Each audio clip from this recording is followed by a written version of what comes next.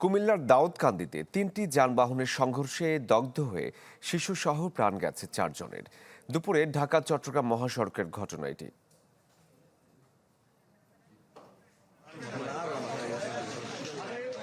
বাস চালকের বাকবিতণ্ডার বেপরোয়া গতির মাশুল দিতে হলো শিশুসহ ৪ প্রাণকে।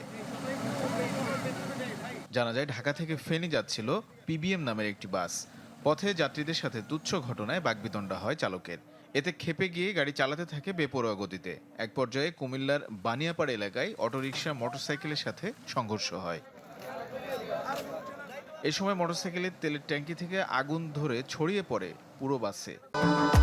ভবিষ্যৎ হোক নিরাপদ, বিনিয়োগ হোক বিশ্বস্ত, আর আমার পছন্দ সল্ট বে। ওয়েলকাম টু সল্ট বে।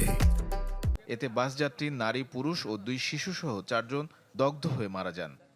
হ্যাঁ, ড্রাইভার উত্তেজিত, হেল্পার উত্তেজিত, যাত্রীরা উত্তেজিত ছিল নেমে যাওয়ার জন্য স্যার। আগুনের ঘটনা এটা হুন্ডা মনে তলা আসছিল, আমি তলা সবাই তলা ছিলাম, আমি পরে আমার একজন করে আমার উঠেছি। চারটা আমরা পাইছি, তার মধ্যে দুজন শিশু, একজন মহিলা এবং একজন পুরুষ।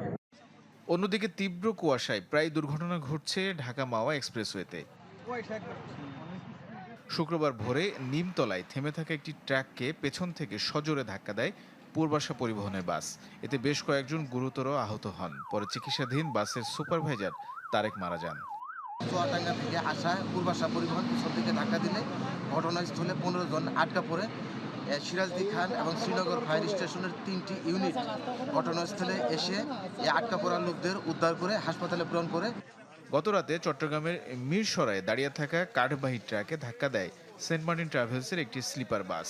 এই দুর্ঘটনায় 3 যাত্রীর মৃত্যু হয়, আহত হন বেশ কয়েকজন। তানিম রহমান, চ্যানেল 24।